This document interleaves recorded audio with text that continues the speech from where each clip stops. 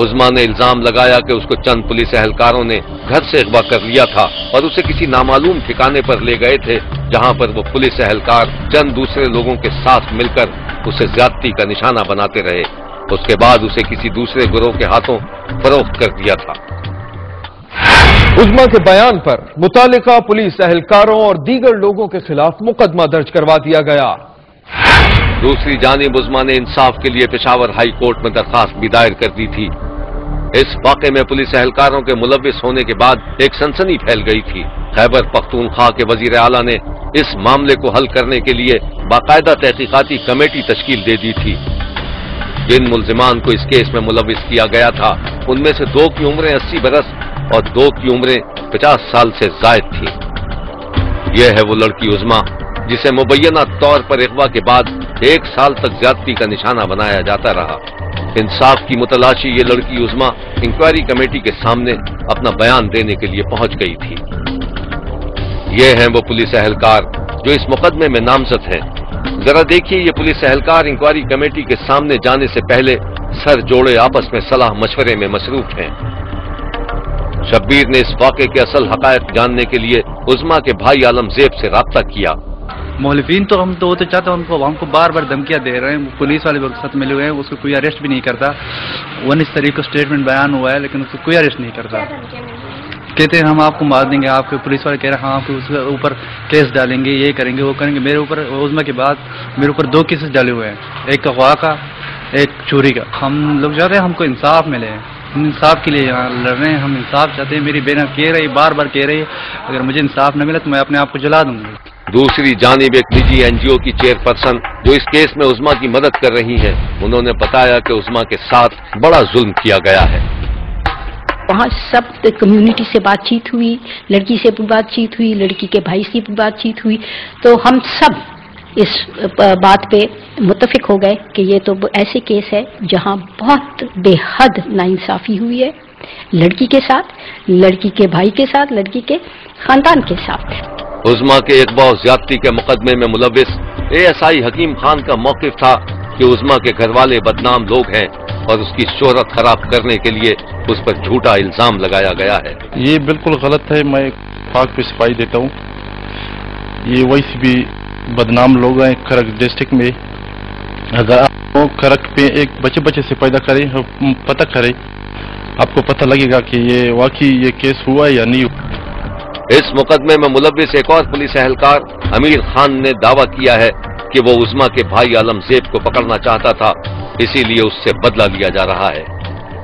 اس issue سے کہ ہم نے برقاسم جانا کے گھر پر چھاپا لگایا تھا اور چھاپے کے دوران اس کے بیٹے عالم زیب کو پکڑا تھا اور اس نے پولیس سے بدلہ لینے کی خاطر پولیس پر یہ بنیاد الزامات لگا رہے ہیں۔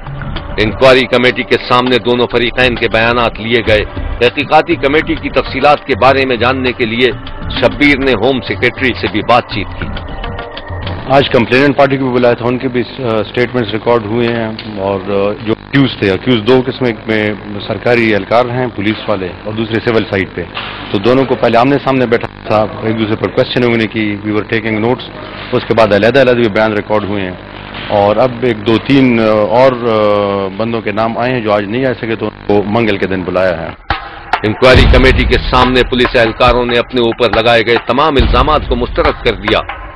دوسری جانب عظما کا موقف یہ تھا کہ مبینہ طور پر پولیس اہلکاروں نے ہی اسے گھر سے اغوا کیا تھا اور اس کی عزت سے کھیلنے کے بعد اسے فروخت کر دیا تھا۔ پولیس اہلکاروں نے یہ الزام بھی لگایا کہ عظما کا بھائی کئی مقدمات میں ملوث تھا، اس لیے جب اس کو پکڑنے کی کوشش کی گئی تو جواباً پولیس پر بھی الزامات لگا دیے گئے۔ عظما نے انصاف کے حصول کے لیے پشاور ہائی کورٹ میں اپیل دائر کر رکھی ہے۔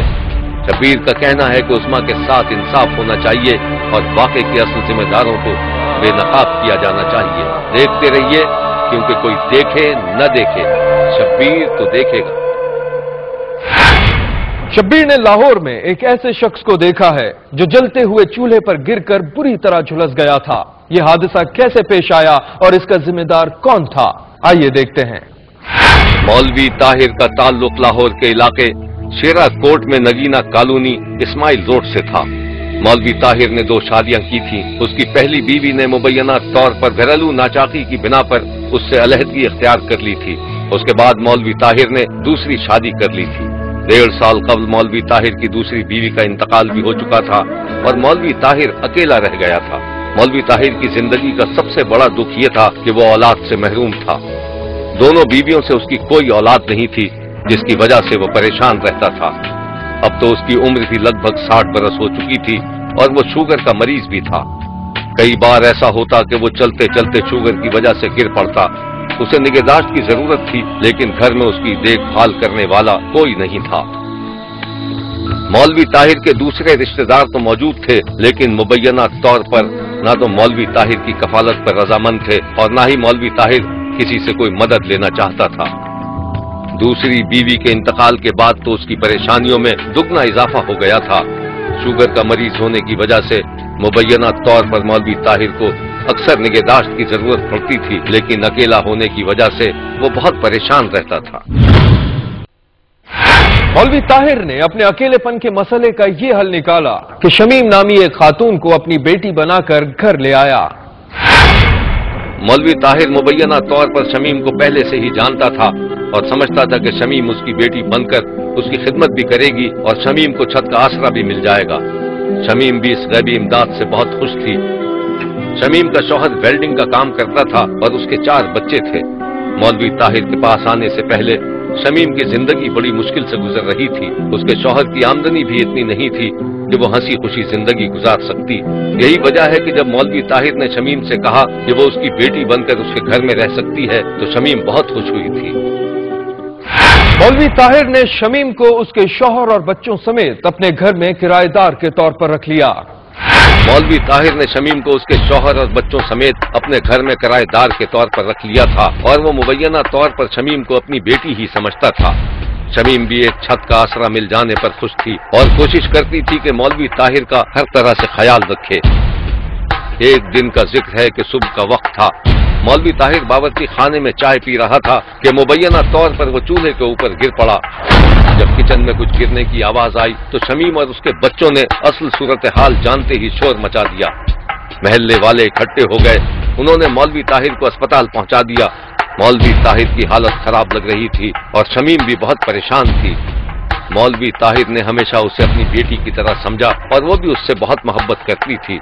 इस हादसे ने उसे बहुत दुख पहुंचाया था। मौलवी ताहिर को अस्पताल पहुंचा दिया गया था। उसकी हालत खराब थी। मौलवी ताहिर पहले से ही शुगर का मरीज था और उसका जिस्म काफी हद तक जल चुका था।